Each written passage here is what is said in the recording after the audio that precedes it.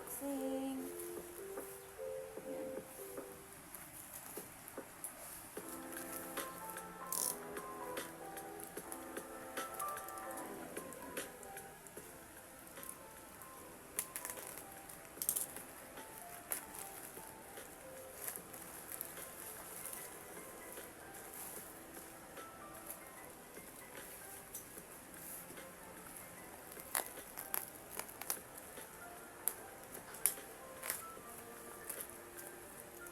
Earlier, nanonood ako ng Eternity na A24. Tapos, wala lang, I had to stop it. Tapos, napanood ko na lang siya later.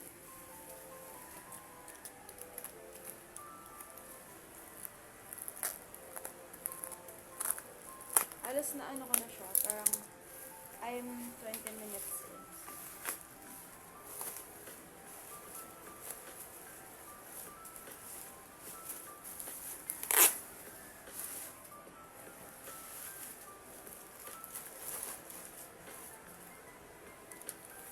Ano siya? I bought the Burda one. Ay, kailangan pala ano yung journal for documents. This was actually a pre-order. Inulit ko lang sila. Kasi, they already packed it naman ng 10. Tapos, di pa sila ship. Kaya, yun. Thank God, shinip na nila. And, today is January 13. Tapos, yan, dumating na siya in 4 days time. Same day na like, I ordered everything. Ito siya in natural lighting. This is the monthly spread and the weekly spread. Pakita ko na lang. Saan yan? Na-open siya. Ito yung lock. Nagbago na yung packaging compared last year. And many people were complaining about the print this year kasi it's very different from last year's work. Kasi like 10 out of 10 yung gawa last year, and now I'm starting to think that this is a 7 out of 10 work compared to last year's. Design wise, color wise, paper wise, and print wise. So yeah. Kasi yung last year was the Flora and Fauna version. Papakita ko din later. Ito siya. Ayan. Yung flap. Also in the Manahanan, a Filipinos Home Collection or 2026 Desk Calendar, undated monthly desk pad planner, compact notebook set, ready-made notebook, and card and envelope set. They are available online nationwide. So, yeah. Manahanan na Filipinos Home, a 2026 notebook planner, art and designed by Kitty Hardenil. Ito yung sa spine. Tapos, yeah. Monthly spread. Artist and designer Kitty Hardenil, an international fine paper exchange, also known as IFAX, proudly introduced Manahanan, a Filipino's home, a collection that captures the familiar intricacies of home life by highlighting the keepsakes and comforts inside a Filipino household. So, sinabi nila, ang ginamit nila is 100 GSM ivory paper, and yung dimensions niya ay 5.88 times 8.25 inches. It also has 180 pages. Yan. Let's try to measure it first to see if it's really a 5.88 and 8.25. Wait lang. Ayan. So, this is my like 2-year-old ruler. Hindi ko na alam kung ano. Check natin. It's a 6 inches. It is 6 inches. Ito yung 6. Balik na rin natin. Kasama yung spine. But, if not, I'm not quite sure kung ano yung sinasabi nila. Sabi nila 5.88 daw eh. So, probably something like this. Hindi kasama yung spine. What it is 6 inches if like need a reference for bag. So, sa height naman, going to start with 0. It has an 8.5. 8.5 siya. Inches. Ayan. Okay. So, looking at the cover, marami nagrereklamo na ano daw, ay, maalo. The garter should have been brown. Like, kagaya nito para mas aesthetic. Kasi they have a point naman, why would you put white? Kasi I bought blue for the purpose of having it color white. Kasi ang pangit niya kung kinuha ko yung orange ata or yun or green. But the one I was aiming for was color green. And it does not fit at all to the overall aesthetic compared to last year. Which I will show you yung journal last year later. Ayan. So, ito, I chose the Burda one, which is, yun nga, pagbuburda, pananahe, sewing, and whatnot. Tapos, may kadidits siya sa gilid. Naka-emboss din. Hindi kinang siya. Parang hindi naman. Ayan. This is the back part. Pareho lang siya. Like, yun na, pinagdikit lang. Yung nakasulat din dito is ifex, www.ifex.com.ph, art and design by Kitty Hardenil. I'm looking at it, closing my eyes right now. The design is not very detailed compared to last year's. Parang pag malayo lang siya maganda in a sense. Pag nilapit mo, it does not make sense at all. Kasi, ayan na, look at it. Ayan na, parang ano siya. Kulang ewan. Tapos yan. May marka dito, yung emboss. Tapos, yan, may ganito. Doon may dads, hindi ako mag-bite sa Spotify. Tapos, yan, manahanan sa pinusong. Blah, blah, blah na naman. Tapos, credits for Kitty Hardenil about the artist and about the planner. So, for the information, meron siyang gate type na like yan, name, birthday, address, mobile name, contact. So, next is the 2026 calendar and the 2027 calendar. Next is month na agad ng January and the design. I believe, pare-pareho lang to ng design, like insides. Yung outsides lang yung pinagkaiba. Kasi, if compared to last year, as far as I know, iba-iba yung inside. I know, pare-pareho lang din, but then yung concept of the overall theme is different. Unlike, ito na, pareho lang insides, yung outsides lang yung pinagkaiba. So, I'll show you a reference later. So, yeah. For January 1, ito ko yan. This is for the month of January, which is Sunday, Monday, Tuesday, Wednesday, Thursday, Friday, Saturday. May dates din siya na like common holidays that you will see or parang events. Tapos may nakalagay dito na like other notes and things to remember, and below is the upcoming events. Ayan. So for this one, binaliktad na nila yung format compared to last year's, which is, I was referring to the 2025 one that I will show you later. Yan. Sinama pa rin nila yung December 29, 30, 31, and they started on Thursday, Friday, Saturday, and Sunday. Nag-start sila ng Monday, which is very weird kasi last year, kasama yung may sariling section yung Saturday and Sunday. But, dito yung notes na siya. So, parang finlip lang nila to make a new one. Okay, let's flip to it to the next month, which is for the month of February, which is the almusal. Oo nga, no? Inulit lang nila. Pero, yan. They also put this one's first quarter. Dito naman, ano na siya, itlog. Okay, signan natin for the following months. Ito naman yung March.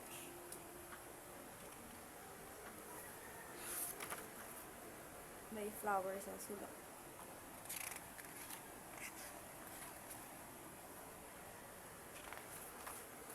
Ito naman yung April.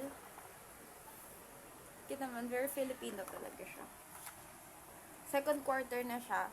They divided it based on my highlights. I do my highlights like this on Instagram. Parang, yung first quarter, which is the January, February, March. Tapos sunod is April, May, June. Tapos July, August, September. Tapos October, November, December. So, may trophy. Trophy. Yes, ito yung May kitchen. So, yan, may condiment sa ilalim. Tapos, susunod is June. May halaman. Sampagita ata yan. Tapos, yan, July. Ventilador. Ayun yung kwarto ata. Tapos, August. May thermos. September. Itong kwarto. Ikit naman. Tapos, October. November. Yung sa October pala, ayan, payong. Tapos, yung sa November, pongkan. Tapos, yung December ay Borada. And they have a dito here. Tapos, yun na yun. Wala na siyang extra notes. Kumpara ata sa last year, pero I'll check later. So, may stickers ulit. Which is not a surprise kasi may stickers set naman talaga sa my iFlex. This is a premium planner. Kaya, yun. I will show you the stickers. Naalog, natamaan ko yung tripod. Ayan, ito yung stickers. This is the first one. Okay din siya. May pagka-glossy type. Tapos, the other one is this. Yun, okay. I will be getting the other journal. Wait lang. So, the 2025 journal I was referring to earlier was this journal. Ang tabahan na niya kasi I junk journal or parang I paste lots of things here. Tapos, ayun, ito yung spine niya. Medyo numipis na siya kasi kinondition ko na siya na numipis kasi super kapal niya na mid-year pa lang. And, yun. And then cover, wala siyang emboss, but then the colors are very vibrant. And if you look, ayan o, nag-fade out lang siya kasi that's how things work. Diba? If tumagal yung isang bagay for a year na like, ginagamit mo everyday, it's bound to fade. Kaya yun o. So, diba, what will happen to this journal if it fades over time? Or worse, in a year. Kaya, yun. Meron siyang spine ng 2025. Not like, similar with this one na like 2026 na siya agad. Okay. Next is the back part. Different in design ng back part. I think by colorway ito na 4 din. And I chose this one, like, yung Lovebirds. Kasi maganda rin yung blue. My first choice was the color blue one. But then I settled into this. Parang, siguro pinagpalit ko. Basta yun, ang dami kong sinasabi. Anyway, yes. Let's flip through this that like I was referring to last year. So, dumating to last year na may sira dito, kaya ako siya nilagyan ng stickers. Yan. Ayan siya. Ayan yung concept. Yung isa brown, ito puti. Okay, first page. Same lang din. May papakilala. Tapos ito, may other designs. Tapos ito, yung cover na I was referring to that I was supposed to be getting. Ayan. Details ko. Ayan. This is also another version of the planners, pero ito may golds naman, which they rip off the 2026 version. Ito galing ko sa Mercury. I have always received the Mercury planner from my mom, my ninang, and my lola.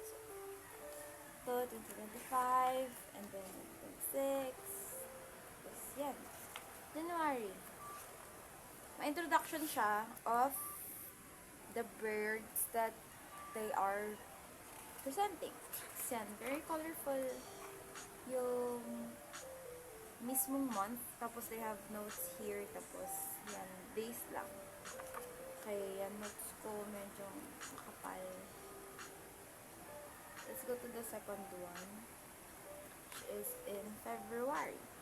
Yan. Basta ganun siya. They flip from faunas, ano yun? The flowers and faunas each day of the month. Tas wala siyang quarters. From which they changed nga for the 2026 version 1. Kaya, yun. Okay. Tapos, the one that I was referring to at the end was, diba, yan, may notes ka from here. Dito kasi magsisimula yung notes mo na binaliktad nila sa 26 version nga na nandito, tapos nandito yung notes, kaya ayun, may notes pa na extra dito sa dulo. They have like 2 pages pa, unlike the other one na isa lang, ganito lang, front lang, tapos wala na sa likod, ganito na agad puti. Siyempre may flap ulit, tapos may ganito, ayun nga hindi naman siya off, yung orange I think, sa brown, sa black. Kasi bagay naman siya sa design, sa overall design. Yan. Tsaka yung ganito, based siya sa color coding ng cover. Unlike this one, na nakabase siya sa overall vibe. You know. All of the version I know has a brown bookmark and a flap for the ball pen. Tapos ito talaga yung naiiba. Kumalaw. Yan. I feared dudumi to agad. Oo, kaya itatago ko siya here. Yan. Ganyan yung ginawa ko last year. Ang luwag niya compared sa ano. Sa last year, diretso lang yung flap na yan. Pero, ayan. For reference na rin pala, I have my 2026 Dreams in Motion. 7, ano to? Mercury Drugstore Planner. So, yan. Compare natin. Mas maliit siya. And, same lang naman. Mas colorful lang talaga yung Mercury. Kasi Mercury is for old people. Okay. Ito, malinis yung spine. May pagka malambot din siya. Ayun, ang lambot mo. Malinis to, like, super linis. Mercury never fails. Yan, smoky label, details ko. It's okay. And dito, nauuna yung months nila, as usual. Tapos, ayan, goals mo, and then, notebook lang siya, in a sense. Ayan na. They also have, ito, parang guides, on how to do life, tapos may budget tracker na rin. Tapos, may notes ulit for the budgets, and then may time sa likod. Then, may call numbers pala for emergencies, and then they have references ng mga pinagkukuhaan nila ng data, which is good kasi who even does this, diba? Wow, even though wala siyang originality, it's good that they have references, diba? So, ito, may kasamang Dreams in Motion yun. Yung itong itong planner ng Mercury. Tapos, itong mga bagay na to, pinaglalagay ko. Flip through na lang natin. Kasi lilipat ko rin naman siya dito sa home journal ko. So, ito, medyo dasal lang. Tapos, nagagawa naman. Yan. Stickers from last year. Hindi ko pa rin siya nagagamit. Diba? Ang ganda ng stickers from last year compared to now. It looks extraordinary. It is a 10 out of 10. Tinan mo. Same quality, but then, Mas marami siya. Oh, mas malaki pati. Hindi mo, wait lang. Hmm?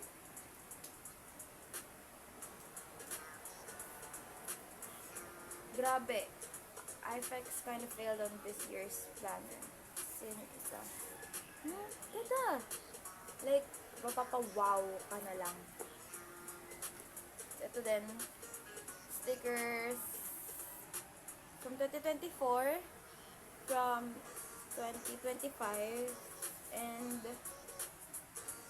I think this is for this year. This year to. Yun lang.